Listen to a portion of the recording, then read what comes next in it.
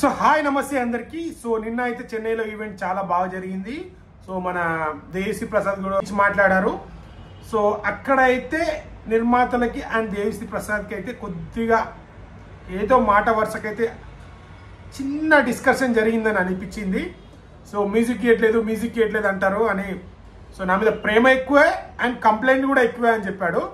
So ఎందుకంటే రీసెంట్గా మనకు వచ్చిన కంగువా మూవీ మీద చాలా ఫోకస్ చేశారు. సో రెండు సినిమాలు బ్యాలెన్స్ చేయడం వల్ల దాంతోపాటు తండేల్ మూవీ కూడా మన దేవిశ్రీ ప్రసాద్ గారే చేస్తున్నారు. చాలా కంప్లైంట్ వచ్చినాయి. ఎందుకంటే మ్యూజిక్ అక్కడక్కడ సాంగ్స్ మాత్రం నెక్స్ట్ లెవెల్ ఇచ్చారు. సాంగ్స్ మాత్రం ఎలాంటి వంకలు పెట్టాల్సిన అవసరం లేదు. దేవిశ్రీ ప్రసాద్ గారు ఆ ఎమోషనల్ సాంగ్ కానీ, లవ్ సాంగ్ కానీ, ఆ ఫైర్ సాంగ్ కానీ నెక్స్ట్ లెవెల్ ఇచ్చారు.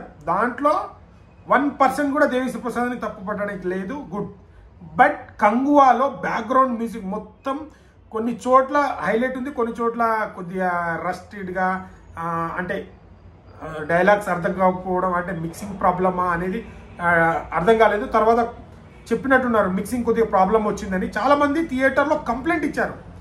సో ఇది సౌండ్ ప్రాబ్లమా, థియేటర్లో జనాలు అడుగు ఏంది అసలు సౌండ్ మీ థియేటర్లో ప్రాబ్లమా లేకుంటే అక్కడ ప్రాబ్లం, చాలా కంప్లైంట్ వస్తే అప్పుడు మూవీ టీం వాళ్ళు కూడా మా దగ్గర నుంచే ప్రాబ్లం ఉందని చెప్పారట.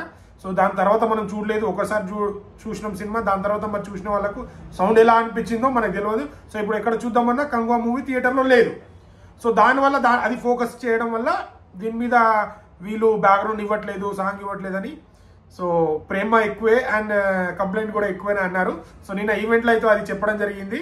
సో ఏదేమైనా కాంట్రవర్సీ అనేది సహజమే, అది జరుగుతూ ఉంటుంది. ఏ సినిమా కన్నా డైరెక్టర్లు కానీ, నిర్మాతలు కానీ, హీరో కానీ షూటింగ్ రాకపోవడం చిన్నవి జరుగుతూనే ఉంటాయి. సో ఇవన్నీ మనం ఏం పట్టించుకోవద్దు.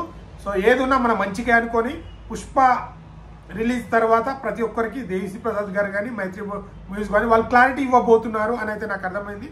సో ఇదైతే చిన్న క్లారిటీ. ఇప్పుడు ప్రతి ఒక్కరు ఇదే డిస్కషన్ చేస్తున్నారు. నేను చెన్నైలో ఈవెంట్లో అంతా జరిగింది కంటే దేవిశ్రీ ప్రసాద్ గారు నేను ముఖం మీదనే చెప్పేస్తాను ఏదున్నా అని చెప్పి మాట్లాడడం అంటే దేవిశ్రీ ప్రసాద్ గారు ఎక్కడో హర్ట్ అయినట్టున్నారు అని చిన్న మనకైతే ఇంట వచ్చింది.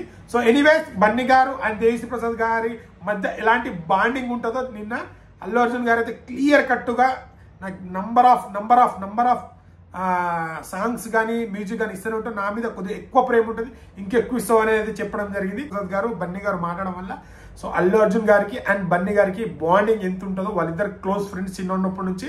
సో మనమైతే భారీ ఎక్స్పెక్టేషన్ పెట్టుకోవచ్చు. ఆ ఎక్స్పెక్టేషన్ తగ్గట్టు మనకైతే బ్యాక్గ్రౌండ్ మ్యూజిక్ కానీ అది వస్తుందని క్లియర్ కట్గా అర్థమైపోయింది. సో కొన్నిసార్లు వేరే వాళ్ళని తీసుకోవడం వల్ల కూడా మనకేమనిపిస్తుంది అంటే ఒకటే అబ్బా ఇక్కడ ఇంకా బాగా ఇస్తే బాగుండే అని మనకు అనిపిస్తుంది. సో ఆ వేళ ఏదైనా ఒక సీన్, జాతర సీన్కో ఏదో సీన్కు తీసుకున్నట్టు ఉన్నారు, మ్యూజిక్ ఇవ్వాలని తీసుకున్నట్టు ఉన్నారు. సో ఇది జరిగింది వాళ్ళిద్దరి మధ్య.